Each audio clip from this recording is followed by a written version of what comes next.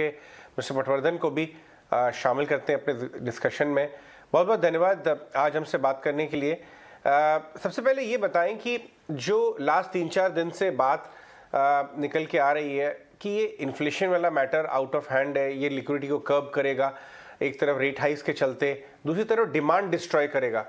क्या ये फियर्स पूरी तरह इन द प्राइस हैं या आपको लगता है कि इन इश्यूज के चलते वैल्यूएशन मल्टीपल्स थोड़ा और श्रिंक हो सकते हैं, इसलिए इन्वेस्टर्स को कॉशियस रहना चाहिए? Harshad. Sure. Good morning. Dhanyavad for calling me on your show. Inflation, I think, is a buzzword everywhere, not just in India but elsewhere. And this kind of inflation, हम काफी time के बाद देख रहे हैं. Particularly globally, people say that it was in mid 70s.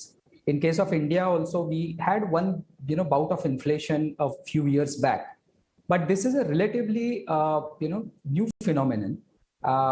And it is primarily because of both supply side issues and demand side issues. तो मुझे लगता है कि इन्फ्लेशन का बिहेवियर कैसा रहेगा ये अभी प्रेडिक्ट करना बहुत मुश्किल है, because things are very very dynamic. As you know that it is not just the economics part of it but also geopolitics that is impacting it. So it's very difficult to predict which way it will go.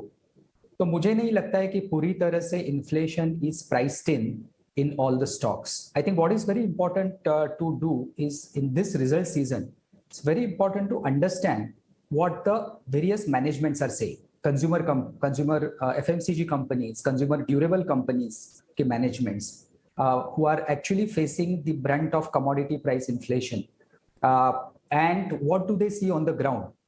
कितने हद तक price pass on कर सकते हैं, उससे demand पे क्या असर पड़ सकता है, ये सब मैनेजमेंट कमेंट्री के बाद I think in probably 6 to 8 weeks time we will get a better handle of that.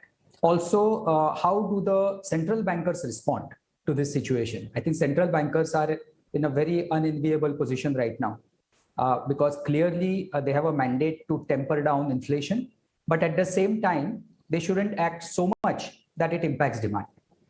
तो मुझे लगता है कि नेक्स्ट 2-3 महीने काफी दिलचस्प है, काफी डिफिकल्ट है, पर्टिकुलरली फॉर फंड मैनेजर्स। बिल्कुल हर्षद, इतने सालों का तजुर्बा अब आप इस तरह के मार्केट में ही टेस्ट होता है अल्फा क्रिएट करने के लिए। आपकी फर्म तो काफ़ी अच्छा अल्फा क्रिएट करती है। हर्षद, एक और पॉइंट ये है कि क्या आप ये मानते हैं कि worse of commodity high prices अब जो है इन द प्राइस है? क्योंकि अगर आप, मैं डेटा पॉइंट देख रहा था अभी, रीसेंट टॉप से सारी कमोडिटीज मेल्ट डाउन हो रही हैं। इनफैक्ट एग्री कमोडिटीज के प्राइसेस भी नीचे आ रहे हैं, नॉट ओनली इंडस्ट्रियल कमोडिटी। अगर ये है, ऐसी बात सच है या आप ऐसा मानते हैं, तो capex related stocks, auto stocks, जो लार्ज कंज्यूमर्स हैं इन सारी इंडस्ट्रियल कमोडिटीज के, क्यों ना उन्हें लोड अप किया जाए? आपको लगता है कि उस तरफ देखने का एक सही समय आ गया है?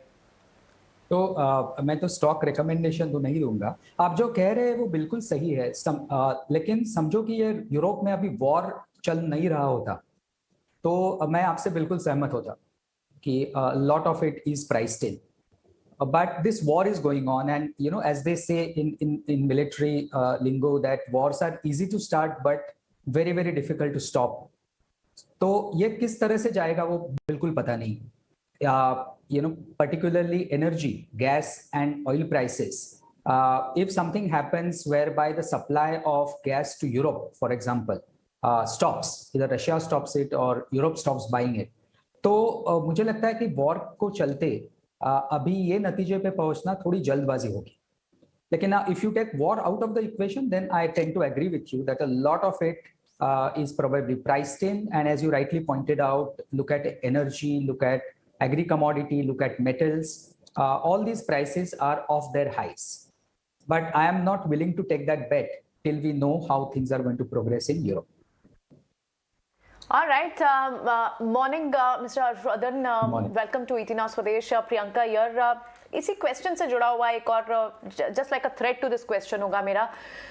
जैसे आप ये बात कर रहे हैं हम कि कितना कुछ फैक्टर इन है, कहाँ तक एडजस्टमेंट हो चुकी है, ग्लोबली एडजस्टमेंट चल रही थी, not just between the different asset class but different economies also. और इनफैक्ट एफआईज ने इक्विटी से पैसा निकाल कर इमर्जिंग मार्केट्स में, ईटीएफ्स में पार्क किया, लेकिन अब लगातार हम देख रहे हैं कि वहां से भी सेलिंग हो रही है, वहां से भी फंड्स का आउटफ्लो देखने को मिल रहा है। इनफैक्ट अब भी जो लेटेस्ट फिगर्स आई उसमें लगभग $620 मिलियन फिर से इमर्जिंग मार्केट्स के ETFs से निकले हैं।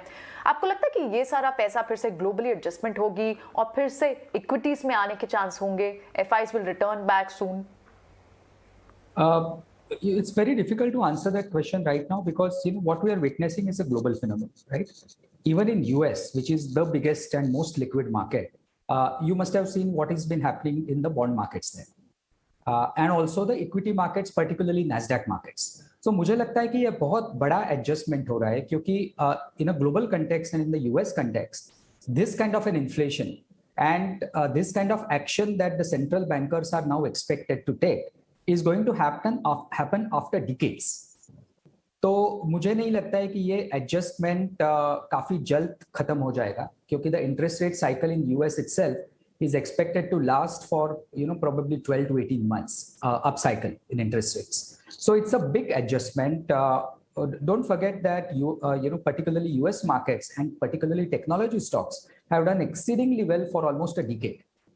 So the starting valuations are very, very high.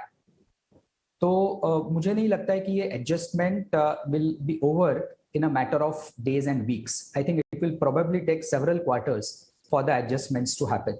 You are absolutely right that FII outflows we have witnessed $16 billion से ज्यादा FII का पैसा बाहर गया है ये कैलेंडर ईयर में.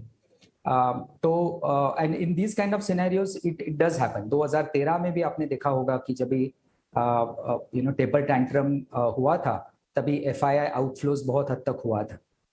Good news is that Indian market is I think much better placed in terms of India's own balance sheet, and more importantly, and I must point this out, कि इतना FII outflow होने के बावजूद Indian market is not doing that badly, and that is thanks to the domestic investors. Domestic investors last 2 साल में जिस तरह से this category has evolved, both through mutual funds as well as on their own, I think that they will counterbalance the FII outflows that we have witnessed.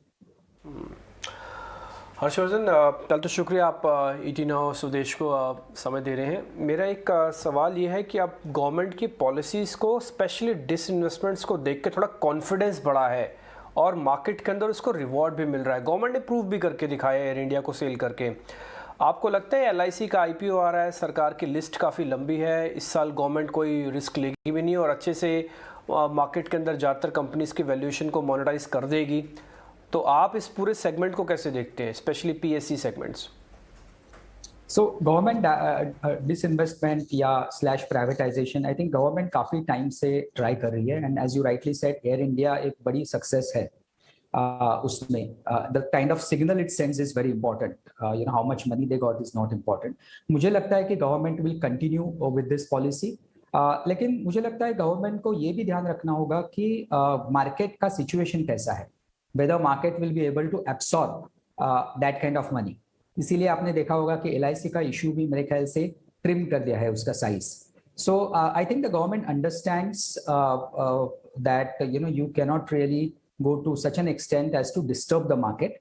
लेकिन मुझे लगता है कि गवर्नमेंट का ये जो पॉलिसी है डाइवेस्टमेंट और प्राइवेटाइजेशन का, वो शायद और 2-3 साल तक चालू रहेगा.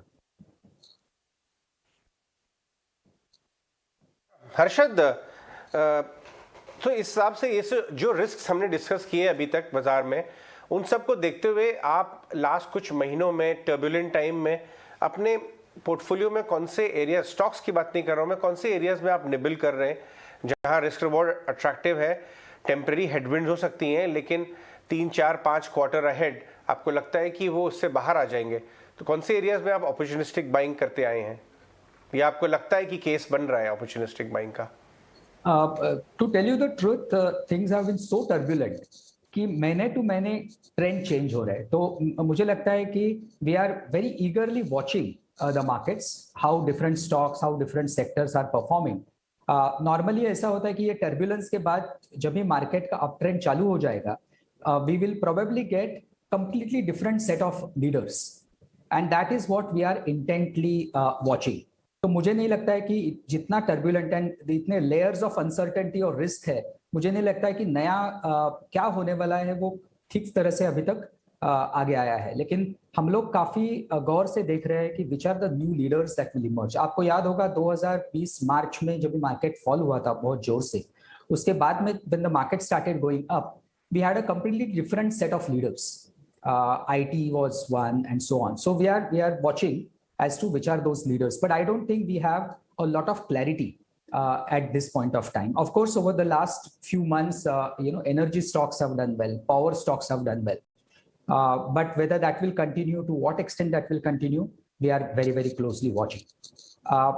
If you allow me, I just want to say one very important thing, which may be of interest to your audience. Please बताइए ना. Sure. कि बहुत बार क्या होता है ना कि अपना ध्यान शॉर्ट टर्म में जो हो रहा है उसके ऊपर रहता है. ऑफ कोर्स न्यूज़ फ्लो उसके बारे में होता है, और अभी तो आपने देखा होगा कि न्यूज़ फ्लो काफी वरीसम है सबके लिए, geopolitics, economics, inflation etcetera. Problem ऐसा है कि उस टाइम में बहुत लोग लॉन्ग टर्म पर्सपेक्टिव भूल जाते हैं.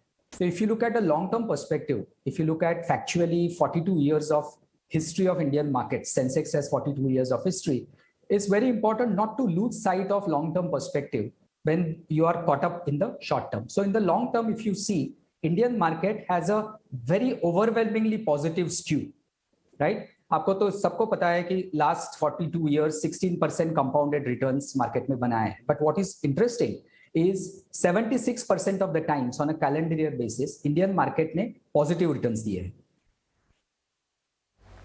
12 साल इंडियन मार्केट ने 30% प्लस रिटर्न दिए हैं, उसमें से 5 साल returns have been more than 60%.